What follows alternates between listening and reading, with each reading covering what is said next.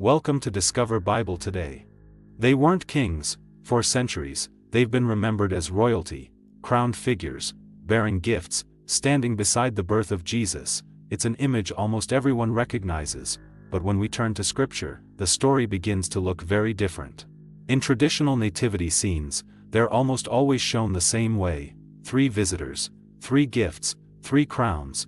The image feels ancient, it feels biblical, yet when we open the Gospel of Matthew, something unexpected happens. The text never calls them kings, not once. So who were they really? Matthew's Gospel gives them a specific name: Magi, not rulers, not monarchs, not political leaders.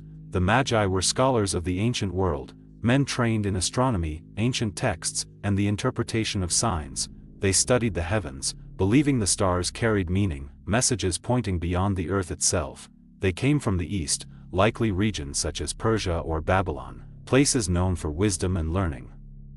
These were not men of power, they were men of observation, men of curiosity, men searching for truth. Matthew tells us they brought gifts: gold, frankincense, and myrrh. The gifts were valuable, yes, but more importantly, they were symbolic: gold, fit for a king; frankincense, used in worship; myrrh, associated with suffering and death. The irony is striking: the gifts point to royalty, yet the men who brought them were not kings themselves. So where did the crowns come from? The answer lies not in the gospel narrative, but in centuries of interpretation. Early Christian thinkers connected the Magi to poetic passages in the Old Testament, verses that spoke of kings bringing gifts and nations honoring God's chosen one. Over time, symbolism became certainty. 3 gifts became 3 visitors. Visitors with honor became rulers with crowns.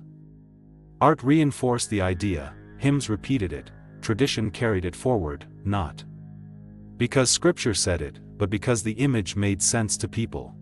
This is where careful reading matters. Scripture records revelation, tradition reflects interpretation. Both shape faith, but they are not the same thing. When tradition fills in silence, it can help us imagine, but when it replaces the text, we risk missing the original message. The Bible tells us what God revealed, tradition tells us how generations remembered it. The Magi were outsiders. They were not part of Israel.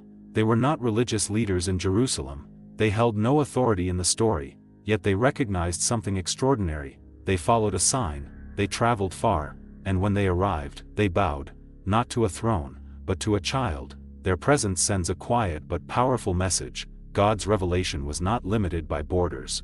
Truth was not reserved for one people alone. Sometimes, those who search sincerely, see clearly.